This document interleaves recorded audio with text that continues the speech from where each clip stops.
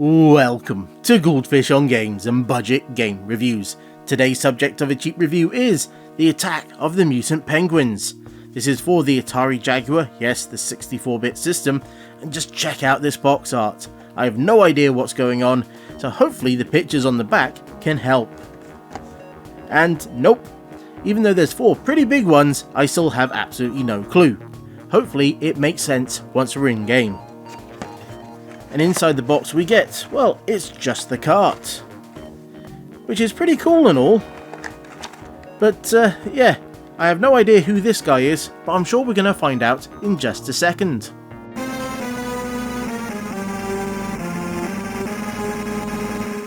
If I had the manual, I'd be able to tell you that this game is about a bunch of mutant aliens who have decided to invade the Earth. And after watching a bunch of our TV, decide that penguins are the top life form because they just seem to be everywhere. And as such, they decide to camouflage themselves as penguins.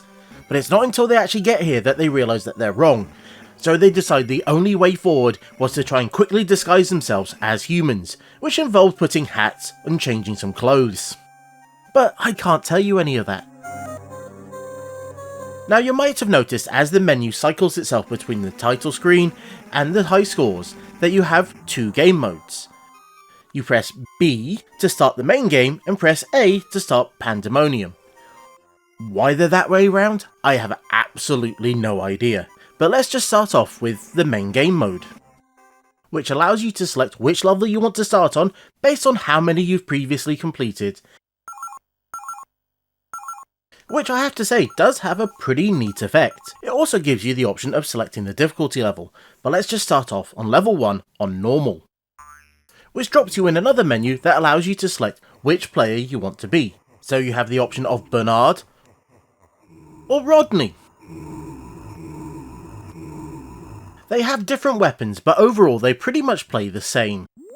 And after selecting Rodney, that shows off another fancy effect to show off the power of the Jaguar, we're loading into the game itself. Now by default you get this peek mode that allows you to go across the map and see what you've got to deal with.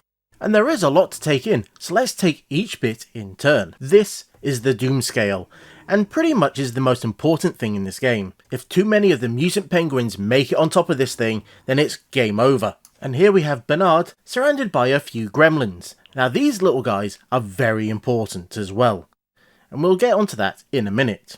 But let's just start the game off, shall we? And as we can see, those gremlins are walking around and you have to try and walk over them to pick them up. Though it's not quite as easy as you'd hope. And to be honest, collision detection isn't the best thing in this game. Now as we can see here, we have a trap, and we can actually drop some gremlins on it to fix it up. That's if you stand in exactly the right position. The more gremlins that you drop, the faster the action will happen. As we can see, we got a bonus bit of dynamite as well. In many ways, you can think of this as a prototype of a tower defense game. You can't place your towers, but you can fix up the traps. The mutant penguins will also follow a set path. And in some levels, they'll even spawn in waves. Though in most of them, they will just start from a single point and trudge their way slowly towards the Doom Scale. But the goal is always the same, to kill a set number, and that number is obviously that one in the top left hand corner. Now here we can see the mutant penguins, those wearing the hats, as well as some friendly penguins, the ones that just look normal. Now the normal penguins will actually help you out. They can either fight the mutant penguins, which they'll do if they happen to walk into them, or they might also make their way to the Doom Scale, at which point they'll go on the other side and make it even harder for the mutants to take over. Now while the penguins are disguised, they are not too bad, as when they get onto the Doom Scale they're only worth 1 point. But if they happen to go into this device, it will change them back into their original mutant form and they're actually worth 5 points on the Doom Scale. Thankfully, not all levels have the transformation machine, but they just so happen to have one in the first level, which amazingly makes the first level probably the most difficult one in the first batch of 5. I guess the idea was, let's throw everything at them and see if they will learn. Now if all you had was the traps and the friendly penguins, this would be a pretty difficult game, so thankfully they have actually given you a weapon, which you'll have to collect on every single level by opening up these treasure chests and getting letters that spell out the name of the weapon. In this instance, it's Pan. Now initially, all you can really do with your weapon is to stun the mutant penguins, and if you do that, they'll drop these weird little icons, and if you manage to collect 5 of them without hitting another penguin, then it'll actually power it up, which we can see can now actually kill these mutant aliens. And that is pretty much the core game loop on every single level. You have to try and find the letters to get your weapon, so it's either Pan or Bat. You can find ways to make the paths that the mutant penguins take even longer, and you have to keep going around repairing those traps, as they don't last very long. Though some of the traps don't need to be repaired, they actually need to be woken up, which is done with your weapon.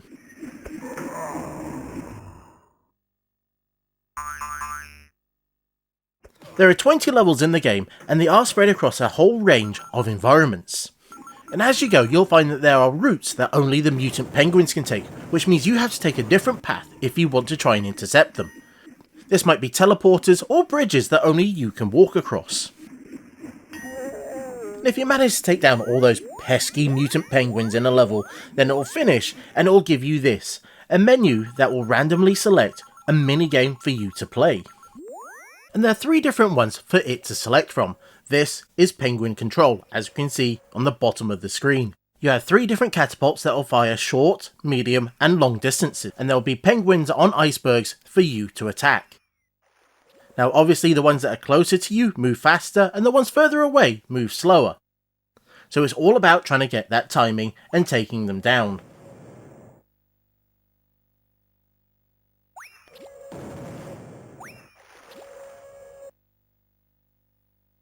In this minigame, you're up against the clock, so you gotta try and get as many kills as possible before the time runs out. And what do those kills get you? More friendly penguins in the next level. The next minigame is Penguin Range, in which you have to shoot as many penguins as possible. The catch here is that it takes a little while for those guns to move to the reticle.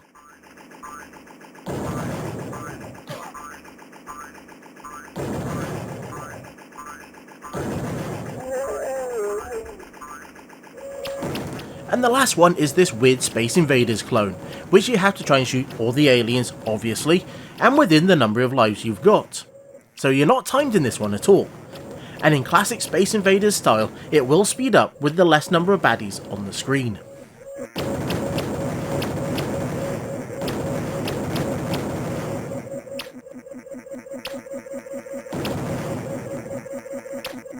And finally, I think we can quickly talk about the other game mode, Pandemonium. There are only 4 levels to choose from here, and instead of setting you against a set number of mutant penguins, in this mode it's a case of trying to last as long as possible, as those penguins will just keep spawning and making their way towards the doom scale.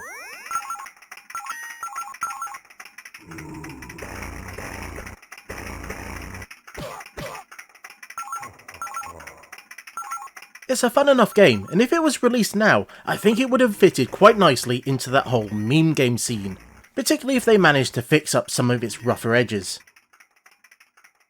So until next time, I've been the Goldfish, that was a mutant alien disguised as a penguin, disguised as a human, and this was Goldfish on Games. Thank you for watching this budget game review. I do hope you enjoyed it. And if you've got memories of this game, good or bad, I'd love to hear about it down in the comments. And if you really enjoyed the video, then there's buttons below that you know what to do with. Or if you're not sure yet, then there's 2 other videos on screen that you can check out right now.